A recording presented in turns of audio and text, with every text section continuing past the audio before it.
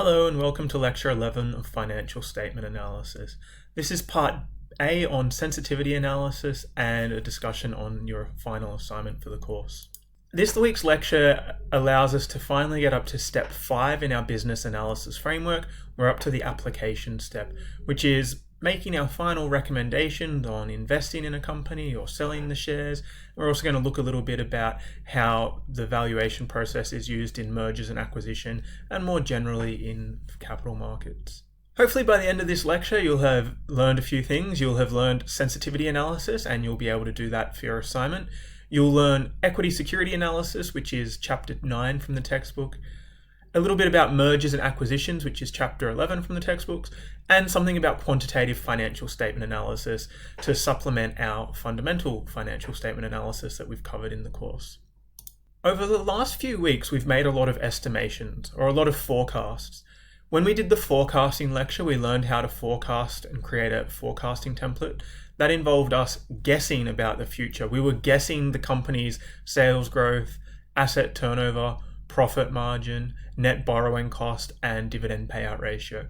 All of those estimations allowed us to come up with comprehensive income and owner's equity forecasts into future years. But we realized, although they're estimations based on our best logic and research, they are guesses and they will end up being wrong in most cases. Also, when we did cost of capital in lecture 10, we learned how to estimate the cost of capital for equity using the capital asset pricing model, and then cost of capital for debt, we use our net borrowing cost, and the cost of capital for the firm using the weighted average cost of capital, which again uses the cost of capital for equity in it. We discussed in quite a bit of detail the estimation errors in using the capital asset pricing model and how that's not always 100% accurate. And finally, in all our valuation models, we've had to calculate terminal values. The terminal value calculation is a calculation that requires us to think about what's going to happen to our company from, say, 5 years into the future until forever. So the terminal value calculation is the hardest thing to get correct because you're making the forecast for the longest time period into the future. So with all those estimations and forecasts we've had to make in the valuation process, there's a lot of room for error. And we have to be aware that our forecasts are not perfect. We know we're going to make mistakes with them. So what we need to do then is think about how sensitive our models are to the mistakes we're likely to make. That's where sensitivity analysis comes in. And sensitivity analysis just takes into account that for each of these forecasts we make, we want to check how sensitive the price per share estimate is if we increase or decrease some of these estimates by a decent amount. So when you're doing your sensitivity analysis for your company, you want to consider which estimations the valuation model is most sensitive to. You also want to be thinking about, okay, I've made all these forecasts, which are the ones that I'm least confident in? Which were the ones that I had the most difficulty in actually predicting and having good research backing it up? And you also want to consider where there might be likely alternative outcomes that may occur, especially in the current scenario with the COVID lockdowns. You might have some really strong opinions about when the lockdown will end and when travel may begin. That could be really important for Flight Centre. But then you'd have to take into account, well, actually there might be an alternative that travel starts up again sooner or doesn't start up again until much later than your base case forecast. So you need to think about all the areas where you are likely to have made the biggest errors or where you see potential weaknesses in your forecast. Then you're going to adjust your valuation models, taking into account if you were to change these individual items, what would the new updated valuation estimates be? When doing this for your assignment, I'm going to suggest you only do sensitivity analysis for the residual operating income model, and the sensitivity analysis could look like something below. It doesn't have to be this exact same format, but something like this. You have forecast your sales growth rate. Come up with an optimistic scenario. Under what circumstances would your company's sales growth rate likely beat your forecast? What would have to happen for that to occur? And how much would they maybe be able to beat that sales growth forecast by? You then adjust your forecasting template with the new sales growth rate and check your residual operating income model price estimate to get the new optimistic price. Then you do the same with a pessimistic scenario. What about if something goes wrong with your company? And you have to think about things that are actually likely to occur, real threats that you see the company facing.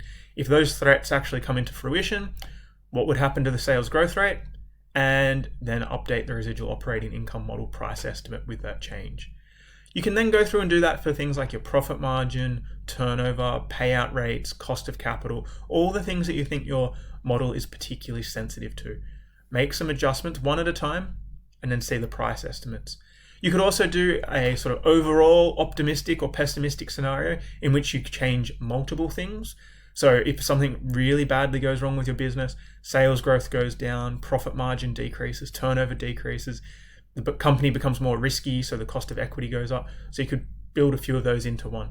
So I'd suggest you do things one at a time at first. Then if you want to build a model for a real pessimistic scenario and a real optimistic scenario where multiple things go right or wrong at a time. I'm going to now go over to the Gale Pacific example just to quickly show you the sensitivity analysis in that spreadsheet. So similar to the lecture slide, I've got a negative situation, a base situation, which is my actual forecast template assumptions, and an optimistic. I'm saying, okay, the sales growth rate in my forecast template, I assumed 1% sales growth each year. In a negative situation, I could assume minus 1%, or an optimistic situation, better than I forecast at 2%. The numbers that I'm choosing here for the sensitivity aren't really important because I'm not justifying them, I'm just showing you the mechanics.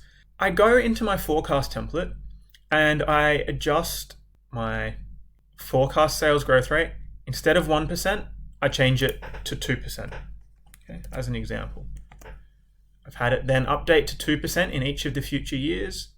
I can then go and check my residual operating income model, and I now have a price per share estimate of 24.6 cents a share. So I would, in my sensitivity analysis, I've got under an optimistic scenario, if sales growth is 2% a year, the price estimate is 24.6 cents, which is not much different to the base scenario that we had before. Okay? Because I'm only doing this for the sales growth for a couple of years, and it's not a high growth firm, it's not making a big difference on my price estimate.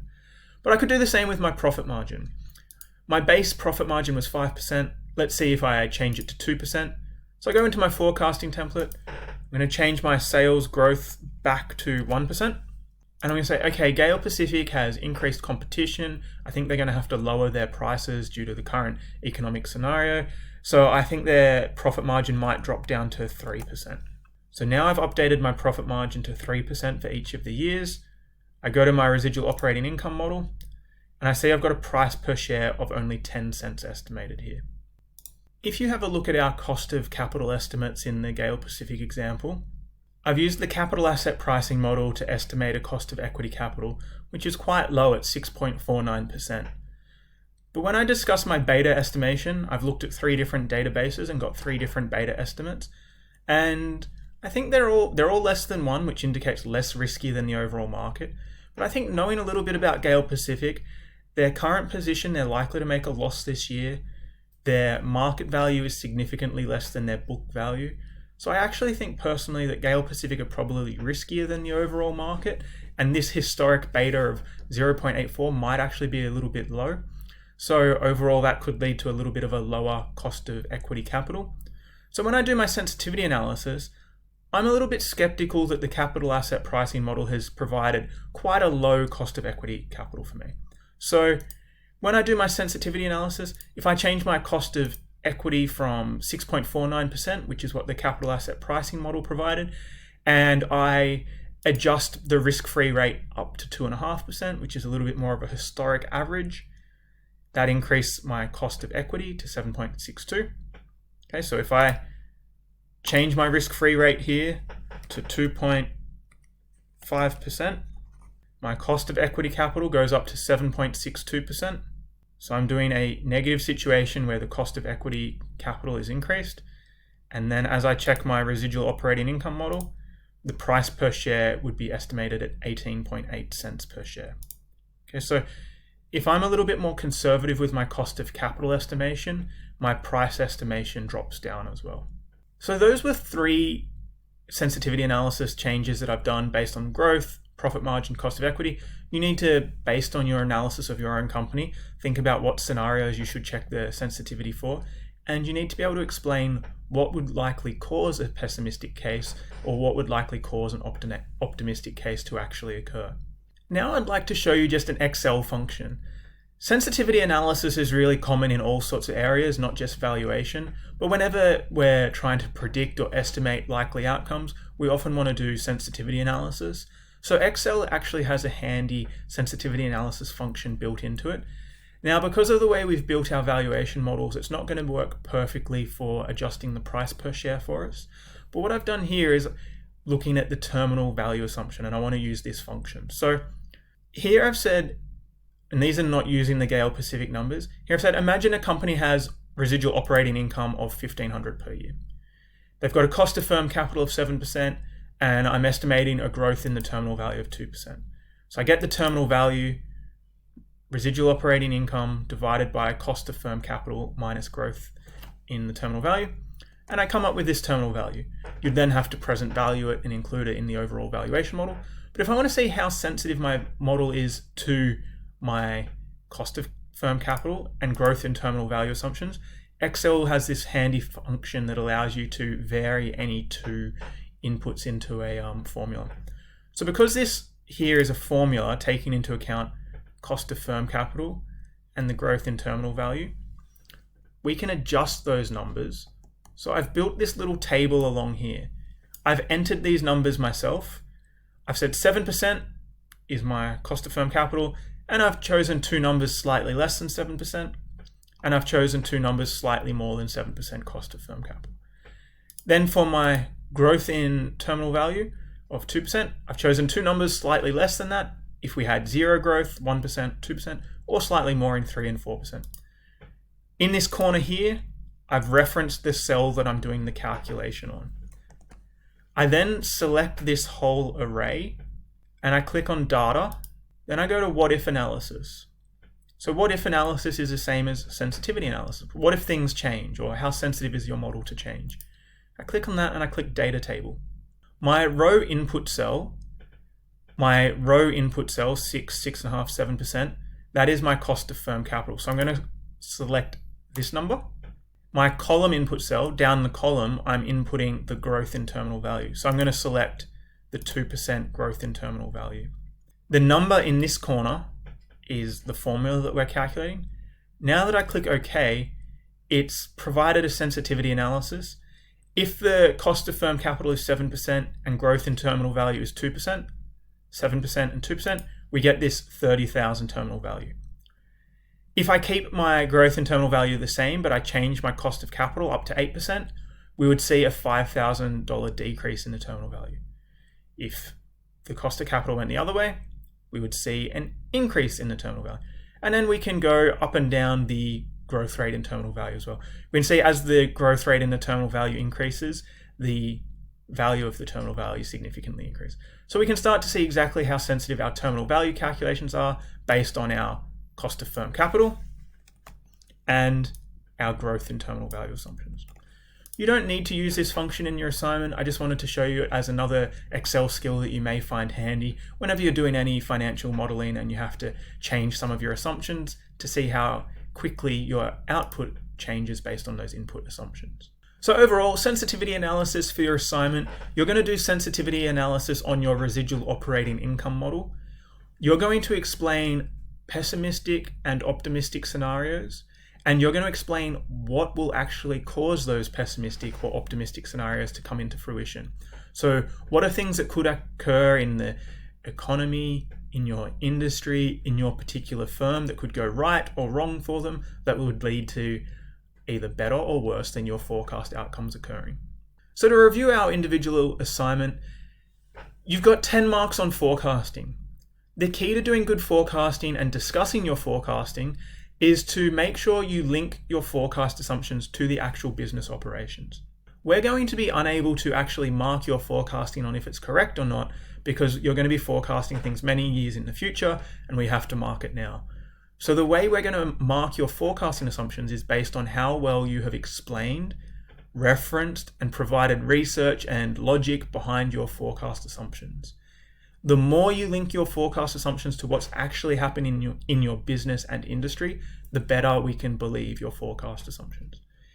If you just say you're taking an average of prior years, it doesn't show much thought or research, and it's probably not going to be accurate because we know the coronavirus situation means whatever happened last year is unlikely to happen in this year's financial performance. Next, you've got a 4-mark section on the valuation models. You're going to value your company using 4 different valuation models, and then the key part of your discussion is explaining why your price estimate is different to the actual current market price. If you're getting a buy or sell recommendation, what is it about your forecasts that are likely different to the overall share market expectations for this company? What's your particular insight into this company? What do you think is going to occur differently compared to the rest of the market? The sensitivity analysis, those 5-mark section there, we just discussed the mechanics of how to do the sensitivity analysis. Make sure when you write it up, it's interesting in talking about potential positive or negative outcomes that the firm might actually face. Don't just write, if I make the sales forecast 1% lower, this is the outcome. If I make the sales forecast 1% higher, this is the outcome. Explain why that would occur. The final written section of your assignment is the management consulting part. It's 4 marks, and it's surprisingly a difficult section to write up. A lot of students fall into the mistake of leaving this to the last minute and the last thing that they write up, but I would strongly suggest that you start considering your management consulting section today, so you've got all week to think about what you need to write in that section. You have to pretend that you're providing that section of the report straight to the CEO, or you're discussing with the CEO. You need to tell them things that they can do to improve their share price. What can they change in their business to improve their business position and increase value for shareholders? Now, the most common mistake students make in this section is providing information that is too general and it doesn't show they've got an understanding of their company. For example, just saying the company needs to increase their revenue could be said to every company, but you haven't actually provided any evidence or advice on how they can increase their revenue. Okay? You need to take into account of your expertise in the industry, the economy, the competition. What is your business doing worse than their competitors? What can they improve? What are they doing better that they can lever into the future? So you have to try and be very specific. And it is hard because the CEO is probably getting paid millions of dollars to increase their company's share price. And we're asking you to give them some suggestions for free that is more well thought out than they have already come up with when they're doing it full time. So it's very difficult. Try and be creative. Try and think about ways you think this company could improve their share price. Finally, the overall report quality. This is consistent with your previous 2 assignments. Make sure you've got lots of references. Newspaper articles are really important for your forecasting and valuation sections. The tables you provide should be neat and clear and consistent. You have to have a nice structure to your report, which makes it easy to read, and consistency across things like the number of decimal places, the formatting of the numbers in the tables. Just make sure your report looks quite professional in the way it's put together. Good luck with your individual assignment. We look forward to reading them and seeing what sort of buy, sell, or hold recommendations you're placing on your firms.